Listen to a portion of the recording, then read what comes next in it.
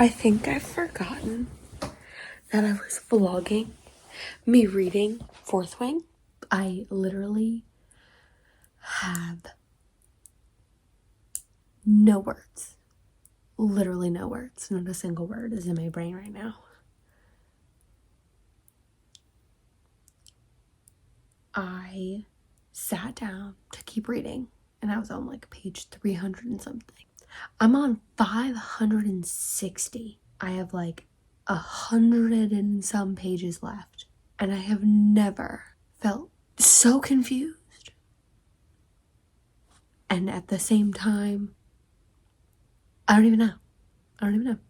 I'm vlogging on my phone because I don't even know where my camera even is, but I had to speak to you because I had forgotten that I was vlogging this entire experience of me reading this because I was so enveloped by the story. I genuinely forgot that I was like supposed to be recording my reactions to this book because I genuinely was so like into it. I'm literally on page 560. Like genuinely forgot that I was even supposed to be like talking to you guys about this book because I was so into it.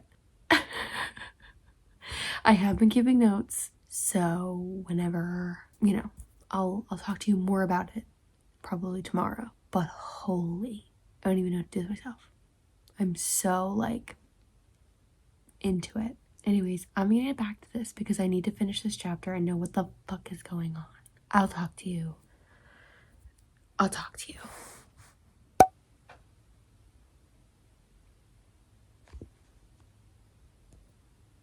I don't think I'm going to emotionally survive this book, guys. I don't think I'm gonna emotionally survive.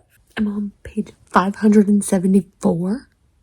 If you've read the book, either on the Kindle edition or the normal one, chapter 36.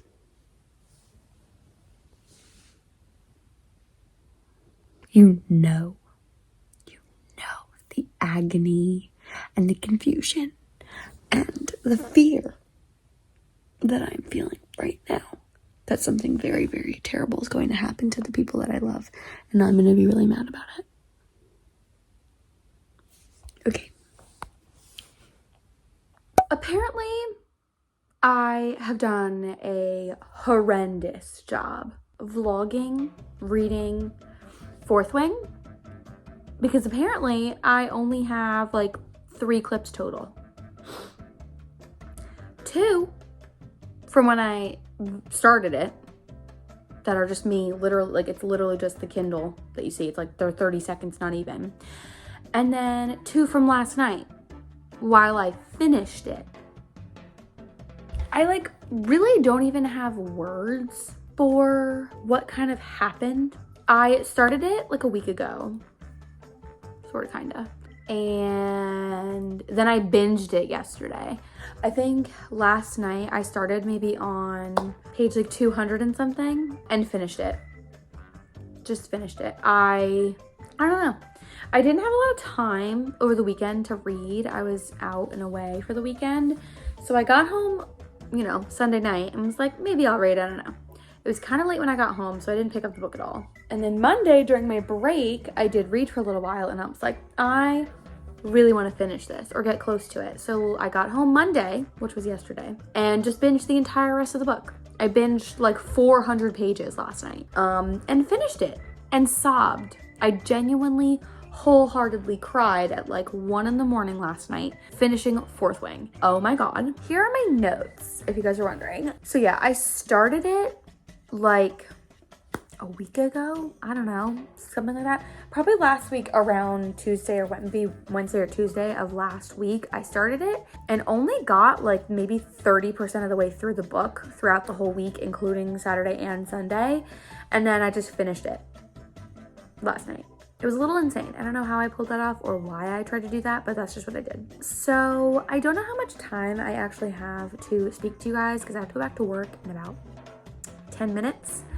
So hopefully I'm able to scurry out of here really quickly, but we're just gonna try to run down my notes. Since I have literally no footage of me reading this book whatsoever, we're just gonna tack together my last 2 parts of this video series into one video. So you guys are just gonna get one big one to enjoy. This video is going to be my reading vlog for Fourth Wing, as well as my last and final wrap up of all 4 books that I've read for this little video thing we're doing. So here's my very quick little notes and things that I have to say about Fourth Wing before I give you guys my final like thorough thought through review of it after. Immediately there was a character that I despised in the beginning.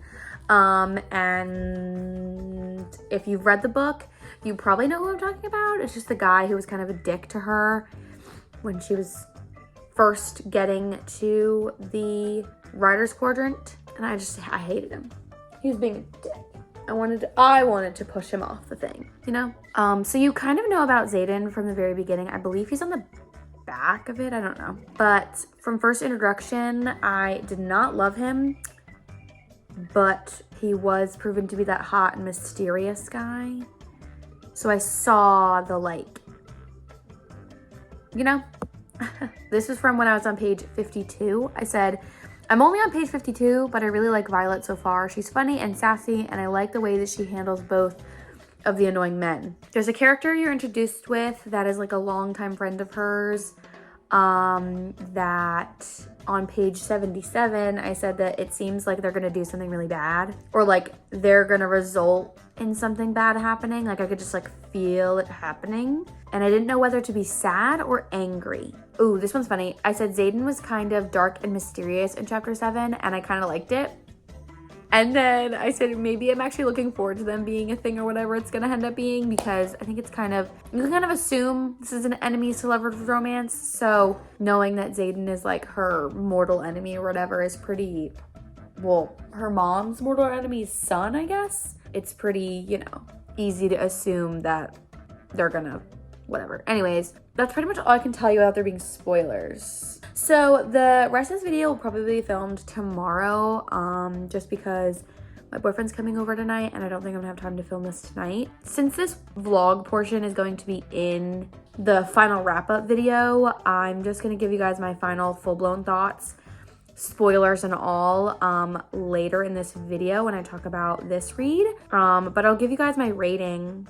I give this 5 stars. I would give it 6 if it was possible. This love story almost comes very close to beating out The Love Hypothesis for me. But I hold these two at different standards. Like this is a fantasy romance novel, and like that's just a traditional romance. So yeah, I'm gonna go with that. This has become my favorite of all time fantasy romance, even rivaling ACOTAR, which had held its place for a very, very, very, very, very, very long time. I have held every fantasy book I've read since then to a very high standard, because I was like, it has to be better than that, right? Personally for me, this love story and this story and everything that's going on has rivaled it. I do think that this is my favorite right now.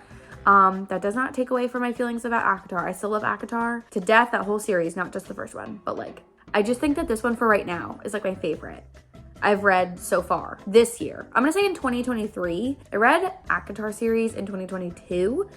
This is my all-time favorite of 2023 so far of fantasy romances. And we only have a couple months left. It's October 24th when I'm filming this. So there's not a lot of time left for another one to rival it. So I'm pretty sure this is going to be my #1 fantasy for the year, but we'll see how it goes. So there is my reading Fourth Wing for Destiny's Pick. I will see you guys in about a second when I'm ready to do my final wrap-up thoughts of all of the books and how I felt about this series and all that junk. So I will see you guys in a millisecond when future me pops in from tomorrow. Sorry I failed at vlogging. I feel really bad, but also like, I think it goes to show how really good that book was that I genuinely forgot that I was supposed to be vlogging myself doing it. I was so enthralled in this book that I completely forgot that I was even a human being and had other things I was doing. So, see ya.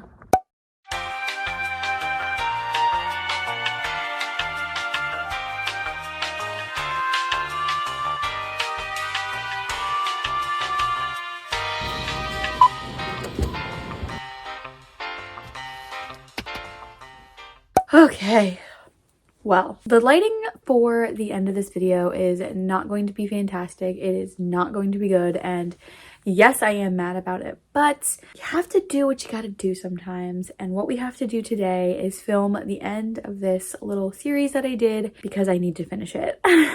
So, without further ado, everyone, welcome to the last and final part of this series that I'm doing of reading my favorite booktubers' favorite books. That's all. So mostly this was an excuse to get through some of the books on my TBR that I was like dying to read, but couldn't just push myself to read it. So that is what I did. I went and picked 4 of my favorite booktubers and read some of their favorite books. Well, one of their favorite books. This might not be their all-time number one, but it's one of their favorites because either I have already read their favorite book or it's just a book I wanted to read and I was like, you know what? They like that one. Good enough for me. So here is my finale, if you will. Here are the 4 books. We're going to go through from the first book we read to the last book we read, give you guys some points, talk about some spoiler things, maybe. I don't know. I haven't decided if I'm going to do that or not yet. And do the whole shebang. So without further ado, let's start out with our very first read on this list. And that is Better Than the Movies by Miss Lynn Painter, which was our first read of the series. This was for Haley Pham's pick of the video.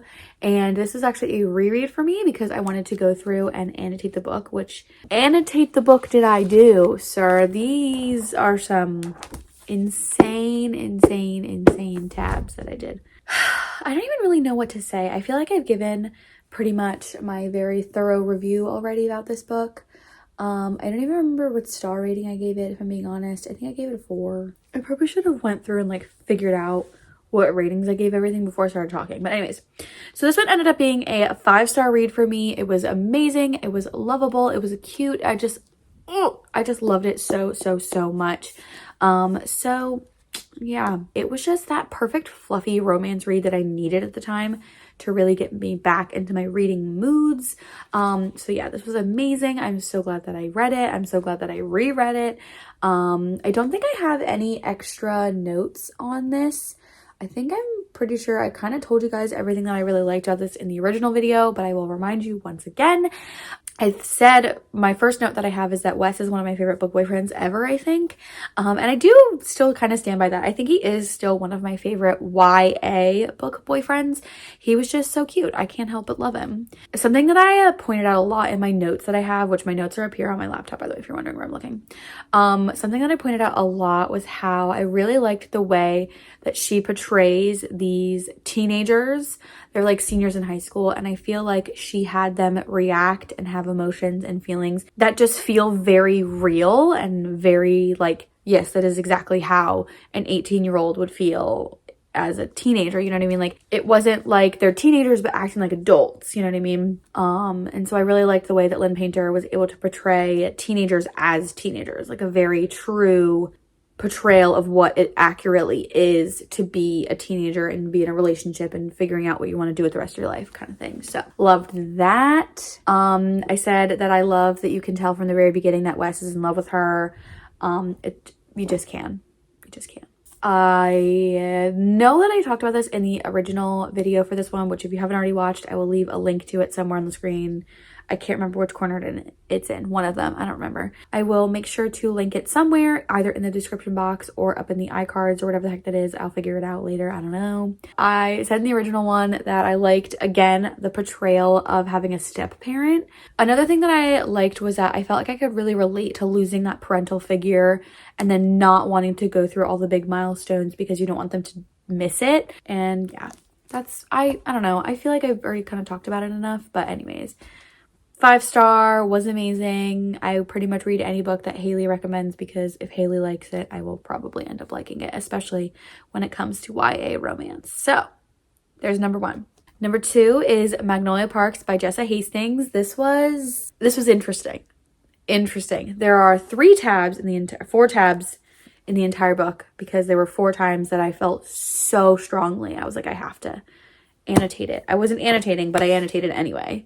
I really feel like, I don't know, I really don't have anything else to add to this book. I believe I gave it a 4.5 maybe. I don't remember. I think I might have given it a 4.5. I'm not sure. I don't know. I think I gave it a 4.5. If not, I'll correct myself on the screen. Anyways, I do have a couple of notes on this, but I feel like I feel like I don't need to reiterate my feelings on this book. I feel like it's a good book. I feel like especially if you're going into it expecting the toxicity of the relationship and you're not thinking this is like some cute fluffy romance, that's fine as long as you keep your expectations very clear going into it, that you know this is a bad relationship and is not how you should treat human beings in the real world. I think that's fine. It was interesting. It definitely made me think about a lot of things and stuff like that when it comes to what I'm reading in romance novels. But yeah, so there's that. As for this being Sarah's pick for the video, I feel like I can understand where Sarah's coming from in loving this book and loving the characters and loving the world that it's in and everything like that. I just personally don't feel as connected with the story as someone else might have been. I know I cried. I'm pretty sure I cried during it, but I am intrigued to go to the next one, which I think is good. So Sarah, you have a good taste also. Very good taste. Number 3 is Addicted to You by Krista and Becca Ritchie. This is for Miss Larry Reads. This book is the book that I actually found Larry kind of from.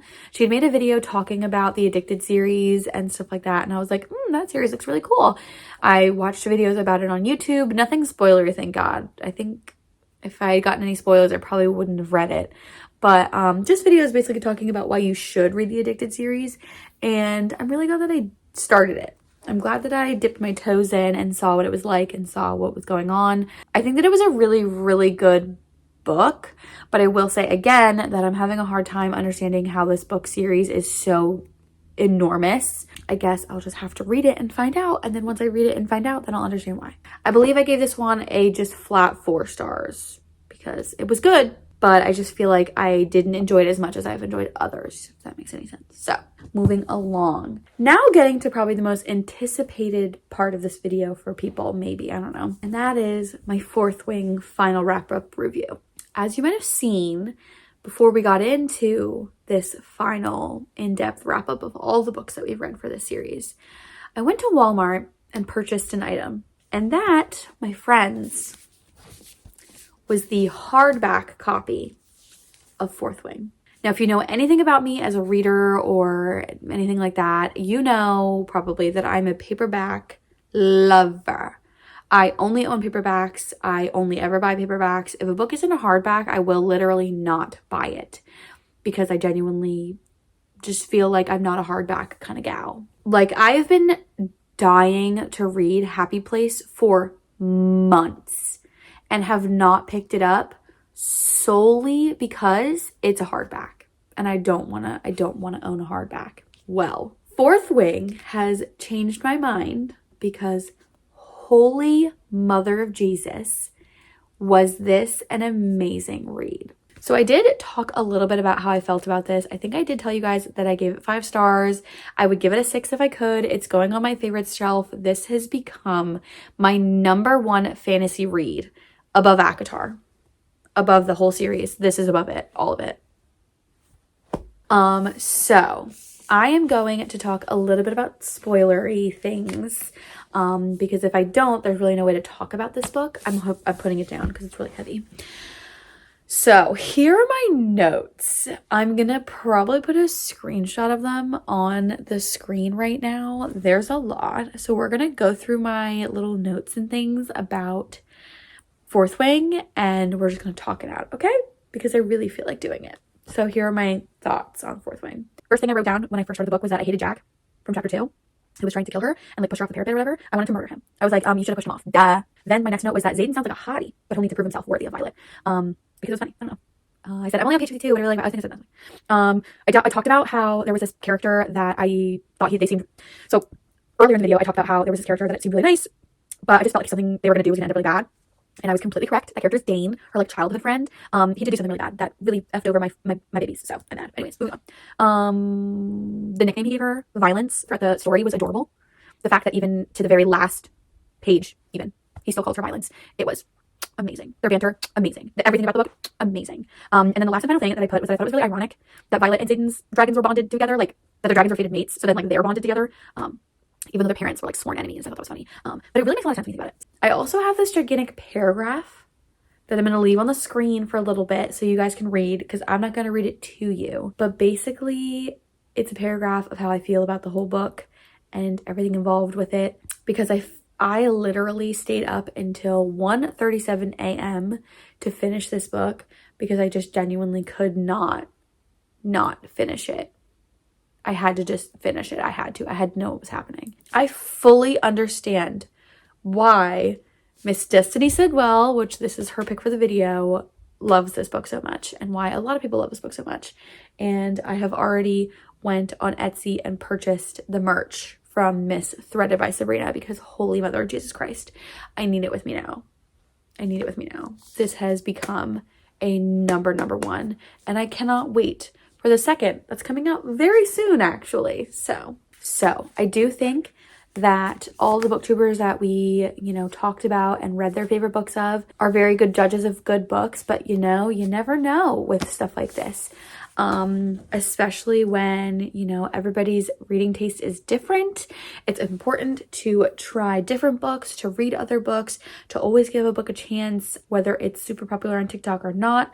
Open the cover, read the first page. If it sounds interesting, give it a try. You might find a book that is your number one ever, and everybody else might not even know about it. So anyways, that is all I have for this series. Thank you guys so much for watching. I hope you guys continue to tune in for all the other content that I'm going to be trying to put out. A lot of content about what's going on and where I am is coming out in the next couple of weeks. As well as my 21st birthday and Halloween, and all these things are happening soon. So hopefully I'm able to get all that content out to you guys as quickly as possible. But without further ado, I will see you all in the next video. Doodles!